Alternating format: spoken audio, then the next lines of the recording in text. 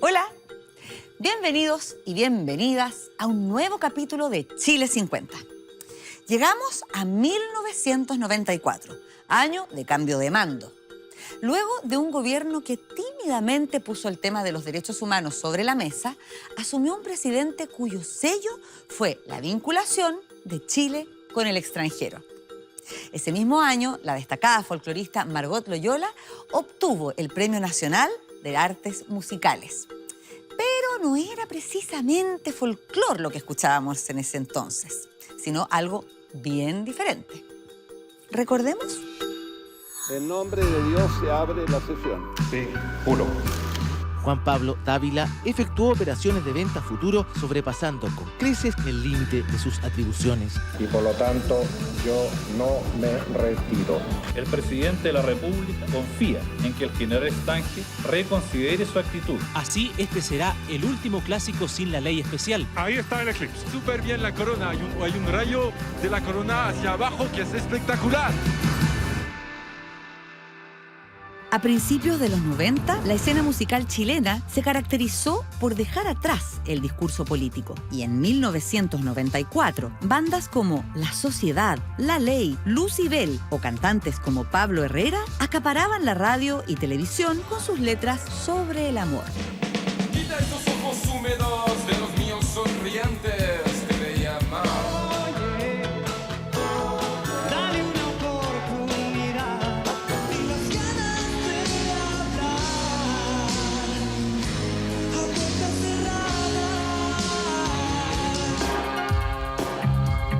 La Ley estaba por iniciar su camino internacional en México, cuando luego de un concierto a beneficio de un jugador de la U, su fundador y productor, Andrés Bove, murió luego de perder el control de su motocicleta en La Reina. Esto ocurrió el 10 de abril de 1994. Andrés Bove era un creador, de esos que saben que el éxito se logra no solo con talento, sino que también con una cuota importante de trabajo. Desde la creación del grupo La Ley en los 90, él entregó ambos elementos. Su inesperada y trágica muerte llenó de dolor e incertidumbre a los seguidores de su música. Esta mañana, desde temprano, cientos de fans se agolparon en las puertas de la parroquia de la Divina Providencia para despedir a este joven artista que al morir tenía solo 32 años. Su guitarra y una camiseta de la U entre sus más preciadas pertenencias lo acompañaron. También estuvo su madre y su padre, sus hermanos, sus desconsolados compañeros de aventura musical en La Ley. Su novia, Connie, permaneció junto al féretro durante toda la ceremonia. Compartimos con su familia, con su pareja, con sus amigos y amigas, el dolor de haber perdido a un creador, a un líder y a un amigo tan valioso como Andrés. Solo 3 meses antes, en febrero, la banda había triunfado por segundo año consecutivo en el Festival de Viña, donde los miles de asistentes corearon sus canciones. El verano del 94 fue un verano de hits, y así lo hizo saber el programa Sábado Taquilla. Para los que no saben, en los 90, taquilla era una palabra muy de moda. Hoy sería algo así como bacán, cool, no sé, qué sé yo. Hola, ¿cómo están? Buenas tardes. Bienvenidos a un nuevo Sábado Taquilla en vacaciones. Desde Pucón los estamos saludando en este día sábado 19 de febrero de 1994. Y tendremos a un grupo que estuvo durante el mes de enero pasado en nuestro país. Me refiero a los rosarinos de Vilma Palma y Vampiros.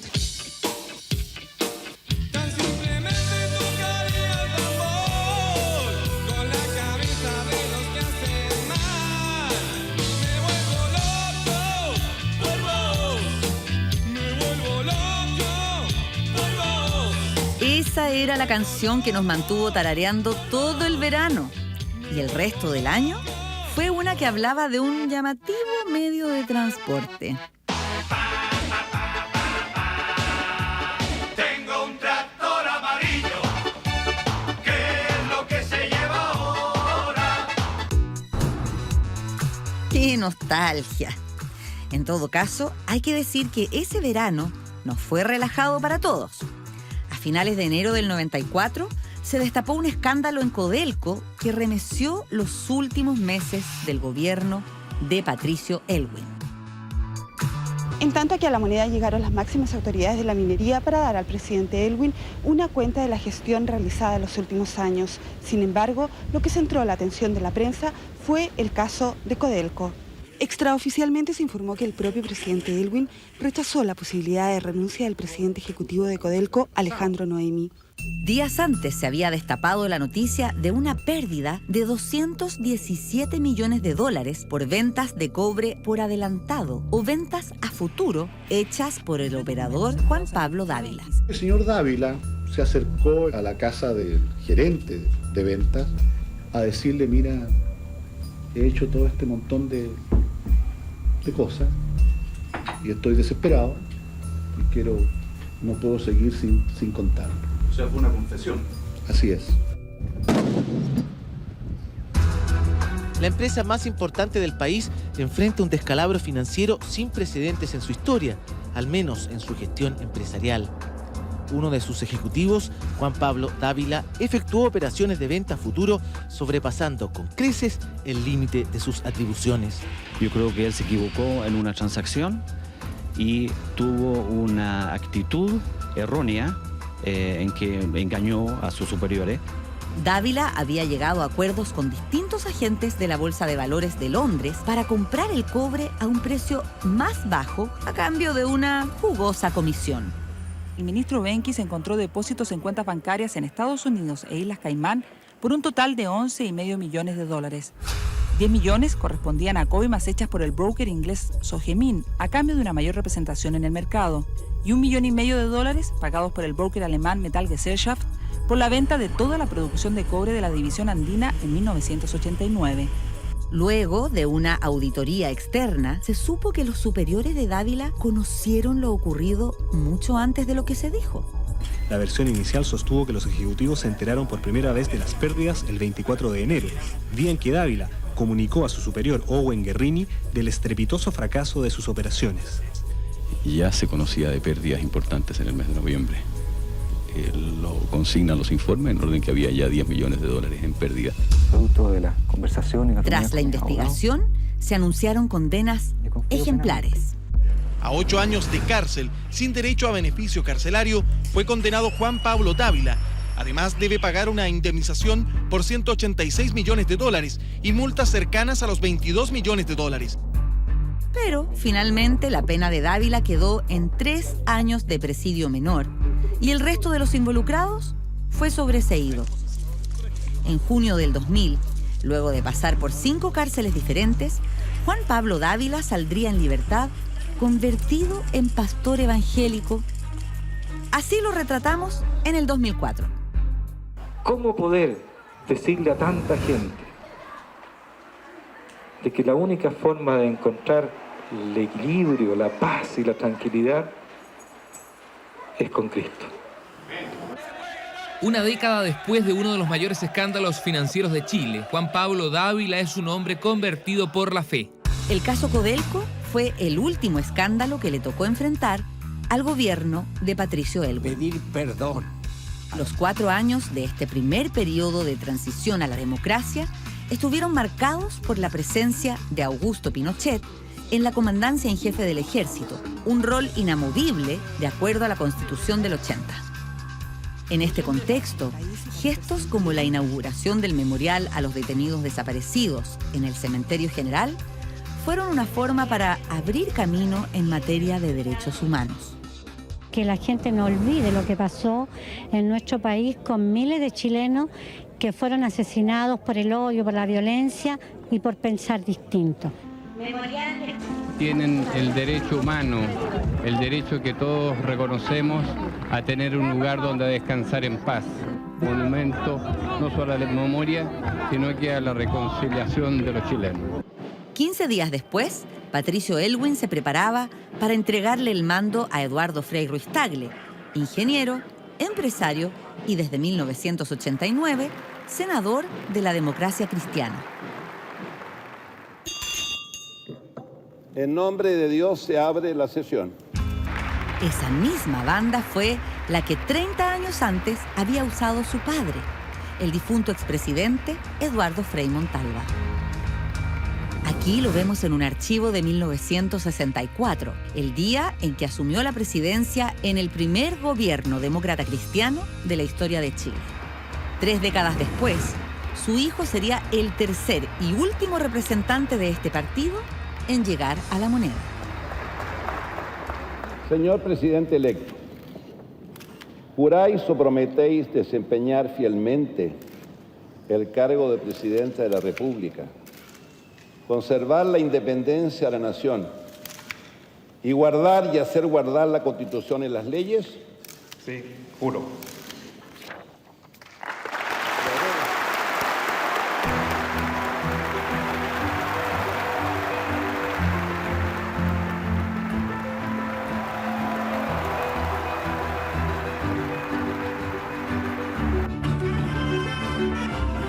Fue una cosa que sorprendente, maravillosa. Incluso ahora, reciente, vamos comprendiendo que estamos en verdadera democracia. Súper bonito. Venimos del Kiko a saludarlos nosotros. ¿Especialmente? Especialmente a verlo. Muy emocionada de tener otra vez un gobierno que realmente fue elegido democráticamente. Chilenas y chilenos, vamos a trabajar duramente y lo vamos a hacer con un claro sentido ético y moral de la política que es fundamental en los tiempos que vivimos. Con el apoyo de ustedes vamos a salir adelante. ¡Viva Chile! En los capítulos anteriores ya vimos los principales hitos que ocurrieron en los 6 años de gobierno de Frei Ruiz-Tagle, que comenzó ese viernes, 11 de marzo de 1994. Pero no había pasado un mes cuando le tocó enfrentar un momento de mucha tensión. Rodolfo Stange, el entonces director general de Carabineros, fue acusado de incumplimiento de deberes militares y obstrucción a la justicia en el llamado caso Degollados. Este caso se remonta a marzo de 1985, cuando 3 militantes del Partido Comunista, José Manuel Parada, Manuel Guerrero y Santiago Natino, fueron secuestrados y luego degollados por miembros de la Dirección de Comunicaciones de Carabineros. Este crimen había conmocionado al país por la brutalidad con que actuaron los agentes del Estado y derivó en la renuncia del entonces integrante de la Junta Militar, el director general de Carabineros, César Mendoza. Fue entonces que Stange asumió el cargo y, según la investigación judicial, posteriormente había encabezado la obstrucción institucional de Carabineros para evitar el esclarecimiento de los hechos. En 1994, mientras se desarrollaba el juicio por el caso Degollados, el presidente de la República solicitó la renuncia de Stange. Pero, según lo establecido en la Constitución de 1980, el Ejecutivo no tenía las facultades para remover al director de Carabineros. Stange se negó a renunciar. Estuvimos en una reunión extensa en que tuvo la amabilidad de escuchar mis argumentos y por lo tanto yo no me retiro. El presidente de la República confía en que el general Stange reconsidere su actitud y si eso no sucediere, procederá a convocar al Consejo de Seguridad Nacional en el momento que lo estime oportuno. Episodios como este dejaron en evidencia que nuestra recién recuperada democracia era todavía frágil. Finalmente, el general Rodolfo Stange se retiraría voluntariamente de Carabineros al año siguiente. Y 3 años después, en 1998, asumiría como senador. En marzo de 1994 nació la CONAMA, o Comisión Nacional del Medio Ambiente, una institución inédita para Chile, que buscaba hacerse cargo de una creciente preocupación por nuestra naturaleza. Para proteger nuestra ecología se promulgó a principios de marzo la Ley de Bases del Medio Ambiente. Debemos romper categóricamente con la cultura de la depredación y de la improvisación en materia ambiental. Hoy, la conciencia medioambiental está relativamente instalada en nuestra sociedad. Y yo espero que ustedes, al igual que yo, estén separando su basura. Pero en 1994 no nos sonaba mucho esto del reciclaje. De hecho, teníamos que buscar la palabra en el diccionario. Según la Real Academia de la Lengua, reciclar es someter repetidamente una materia a un mismo ciclo. Si este principio se aplicara en Chile, un 35% de los desechos no iría a parar a los rellenos sanitarios, sino a plantas de procesamiento que permitieran su posterior reutilización. Sin embargo, falta infraestructura, una normativa en torno al tema y finalmente recursos. Aunque hoy hay normas y mayor conocimiento, aún nos queda mucho por avanzar. A 30 años, apenas reciclamos el 4% de la basura que producimos en nuestras casas. Volvamos a 1994. Vivíamos tiempos de modernización, pero la llegada de algo nuevo generalmente deja atrás algo antiguo. Y eso estaba ocurriendo con la estación Mapocho. El edificio original fue construido en 1912 como parte de las celebraciones del Centenario de Chile. Eran años en que la pujante industria del salitre hizo crecer la red ferroviaria y la nueva estación ofrecía todas las comodidades a los pasajeros. Pero la posterior decadencia de este medio de transporte terminó por dejarla obsoleta y desde 1987 la estación no vio pasar ni un tren más. La decisión ya fue tomada. La estación Mapocho no será más terminal de ferrocarriles. La estación Mapocho, a mi juicio, tiene un gran potencial patrimonial e histórico para la ciudad de Santiago y también para la empresa Ferrocarriles. En un intento por rescatar este edificio patrimonial, en 1994 fue remodelado y transformado en el Centro Cultural Estación Mapocho. La obra ya se encuentra terminada en un 80%. En la denominada nave central con capacidad para 4.000 personas se realizarán conciertos, exposiciones y otras actividades. En el subterráneo se ubica la sala de artes para disfrutar del teatro, danza, cine y videos. A eso se suman 8 salas para seminarios y tiendas culturales donde habrán libros, artesanías y pinturas. Brindar el espacio, es decir, de crear las condiciones para que la verdadera protagonista de la cultura, que es la sociedad entera, ocupe estos espacios y se desarrolle. Desde ese momento, la estación Mapocho ha recibido un sinfín de eventos artísticos de lo más variados. Por ejemplo, ese mismo año acogió el recital Monsters of Rock. 10.000 jóvenes repletaron la estación Mapocho y se vivieron momentos de catarsis colectiva. Primero actuó Slayer, pionero del thrash metal, la música más dura del momento. En el interior, la locura. Afuera, también por tratar de ingresar de cualquier forma al recital, como él, que intentó nada menos que cruzar a nado el Mapocho. Yo tengo aquí el afiche donde dice, vamos a mostrarlo acá, Teatro a 1000. Y al verano siguiente, la estación Mapocho sería sede de la primera versión del Festival Teatro a 1000. Durante todo el verano, la estación Mapocho se va a llenar de escenarios, provocativas y divertidas historias, extraños personajes con sus parlamentos, vestidos y maquillajes, porque el 3 de enero comienza el Teatro a 1000. Con mi casa, con el hotel donde me encuentro. Que vamos a tener 3 salas simultáneas funcionando con todas aquellas obras que durante el año 94 se destacaron por la búsqueda de nuevos lenguajes, teatro de vanguardia. Por favor, levántese. Levántese, Lolito, y vaya al teatro, porque hay para todos los gustos y un poco de buen teatro siempre hace bien para el espíritu. Pueden ver de frente. Tal como les anticipé al comienzo, en 1994, la galardonada con el Premio Nacional de Artes Musicales fue la folclorista Margot Loyola. Ovacionada por los presentes, emocionada, dedicó su premio a las culturas populares que han inspirado su trabajo.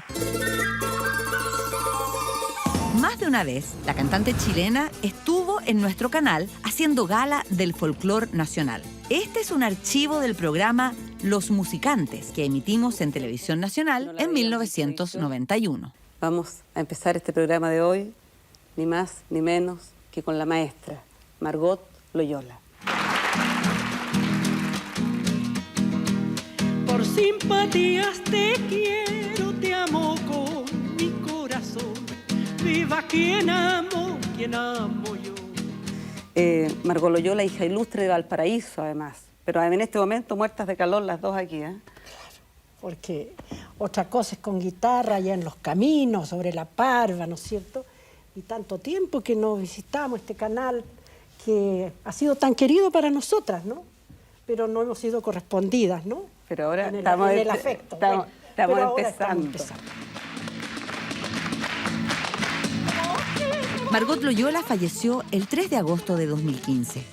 Al año siguiente se creó el Premio a la Trayectoria en Cultura Tradicional Margot Loyola Palacios, que busca destacar a quienes como ella dedicaron su vida al rescate de nuestras tradiciones. ¿Pa qué fue que traigo? Viento no corre, nadie me empuja, ¿y por qué me caigo? En 1994 fuimos testigos de un eclipse solar, el último del siglo XX.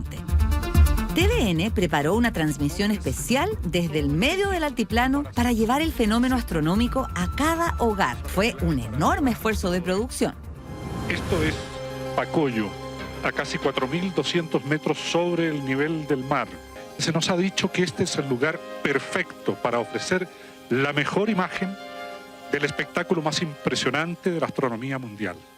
Un eclipse solar total. Para esta imagen que enviaremos vía satélite a todo Chile, a toda América Latina y sin duda a todo el mundo, seguramente esta va a ser la imagen del eclipse solar que va a ver el planeta. Todos estábamos atentos a la transmisión televisiva. Era la única forma de ver el eclipse desde lejos, en una época en que no existían celulares ni redes sociales. Anúncianos, Maxim. Ya, sí ve. Empezaron. ¡Y! ¡Se ven los planetas! ¡Woohoo! ¡Woo! Patricio, mira. ¡Fantástico! ¡Wow! ¡Yipi! Ahí está el eclipse. Se ve súper bien la corona. Hay un rayo de la corona hacia abajo que es espectacular. Como 3 o 4 rayos del sol. Fantástico. ¡Uh, la, la! ¡Qué espectacular! La, la. Fue un momento de tanta emoción que incluso dio espacio para predicciones. ¿Cómo calificaría usted, Mónica, el estado de la astronomía en Chile? El futuro se ve excepcional. Chile se transformará en el país en que los instrumentos más grandes van a estar ubicados acá. Mónica no se equivocó. Casi 3 décadas después, Chile sería la capital de la observación astronómica mundial.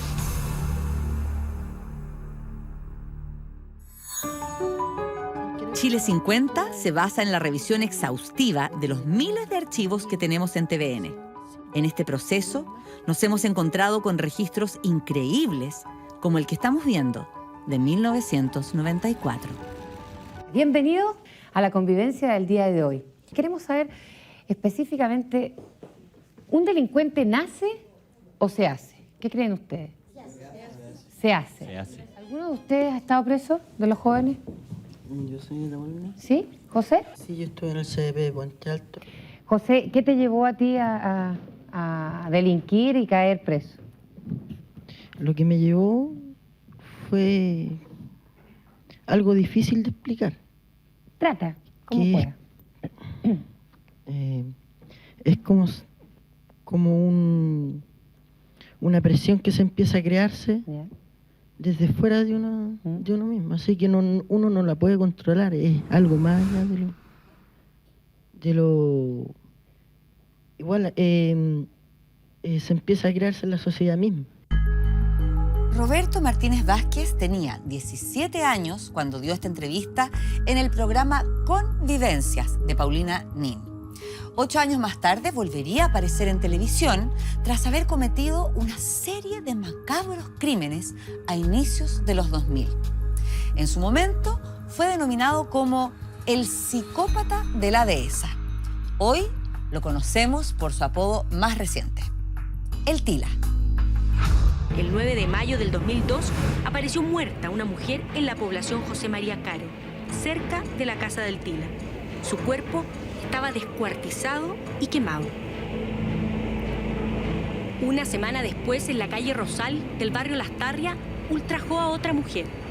Nuevamente lo hizo con violencia extrema y delante de su pareja. Es un delito en el cual la persona actuó con premeditación, con alevosía, en acampado. El hombre actuó solo, con cuchillo y revólver, intimidó a sus víctimas. Un pequeño de 10 años, su hermana de 18, la madre de 42 años y la empleada de 52. golpeó brutalmente al menor y luego ultrajó y perforó los pulmones de la joven. Más tarde, la misma violencia con la dueña de casa. Tal impacto causaron estos y otros delitos del Tila, que también en 2002 su historia sería parte de un capítulo de Informe Especial. ¿Es él inherentemente malo o tiene algún tipo de locura? Nadie tiene derecho a hacer lo que yo hice, ni yo mismo. Entonces, ¿por qué lo hiciste? De impotencia, de rabia, no sé, no puedo explicarlo, no puedo explicar algo que yo todavía no me lo explico.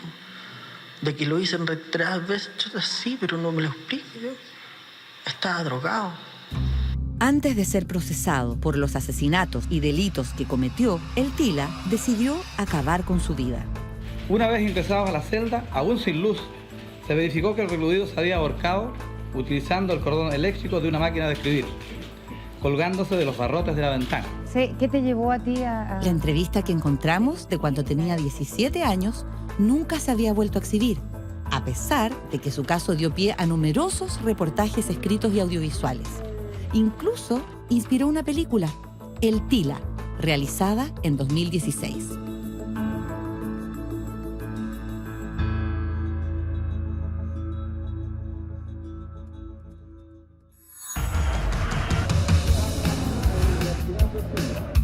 ...1994 fue un buen año para algunos fanáticos del fútbol.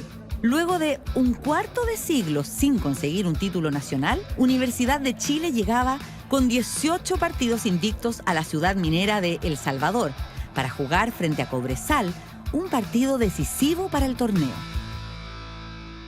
Hay que estar en El Salvador para poder apreciar en su real dimensión lo que sienten los hinchas de la U por su equipo.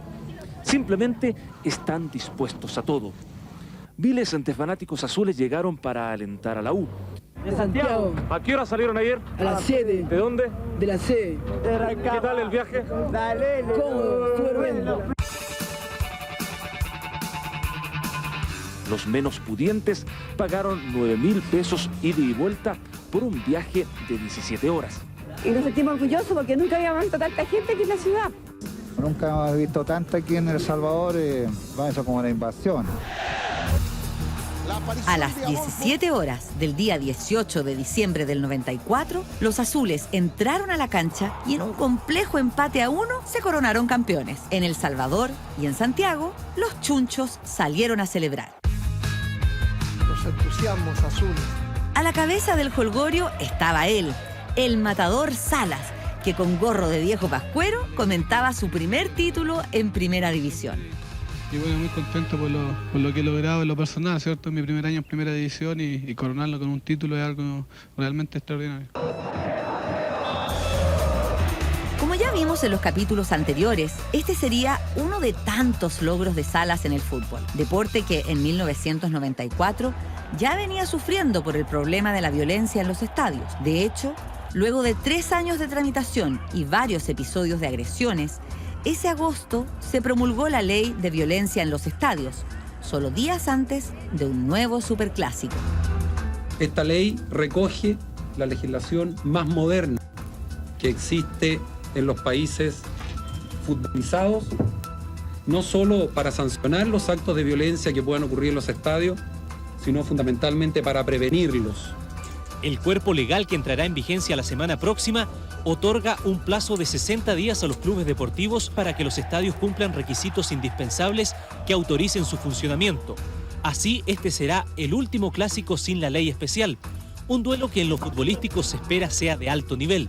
El clásico se juega el domingo a las 16 horas y se espera una concurrencia superior a los 60.000 espectadores. El llamado superclásico entre Colo-Colo y la U, que vino justo después de la promulgación, fue ejemplar.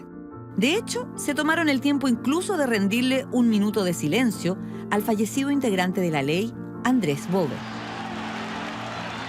Hay que recalcarlo, los barristas tuvieron un comportamiento impecable. Gritos, cánticos y apoyo, aún en la derrota, como siempre debe ser. Pero el efecto disuasivo de los primeros días no duraría mucho tiempo. Hoy los barristas ya se han dado cuenta que la ley es letra muerta, porque en sus 4 años de vigencia solo 2 personas han sido condenadas y ni siquiera han ido a la cárcel. Parece demasiado poco, cuando son tantos los que hablan de aplicar mano dura contra los violentistas. La pregunta obvia es entonces, ¿qué es lo que falla?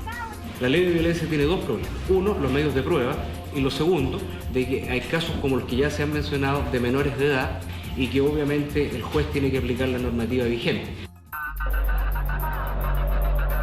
A casi 3 décadas de la promulgación de esta ley y luego de varias modificaciones, la violencia en los estadios sigue siendo un fenómeno que no ha sido posible controlar. En el 94, la visita de un basquetbolista causó sensación. Desde la NBA de los Estados Unidos llegó a Chile Scottie Pippen, proveniente del equipo de los Chicago Bulls, reconocido además por ser compañero de la mayor leyenda en este deporte, Michael Jordan.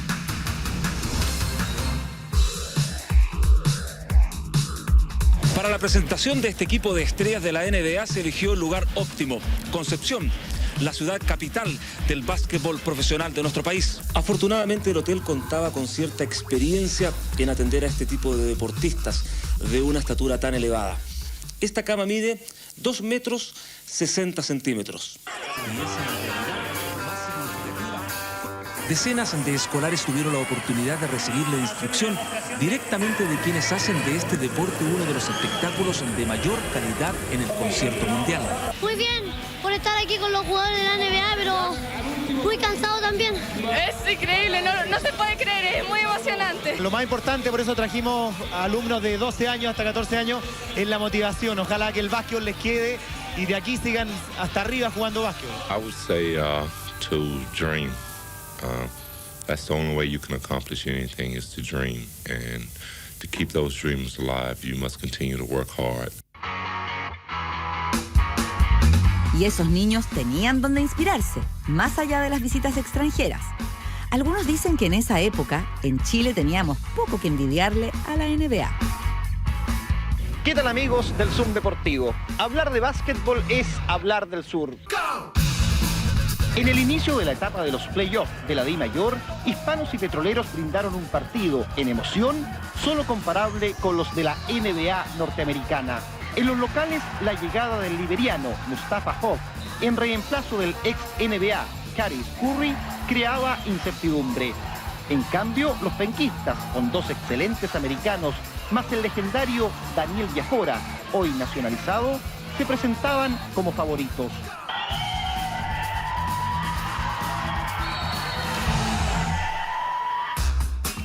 Hacia fines de 1994, TVN salió a preguntarle a la gente por sus cábalas de Año Nuevo.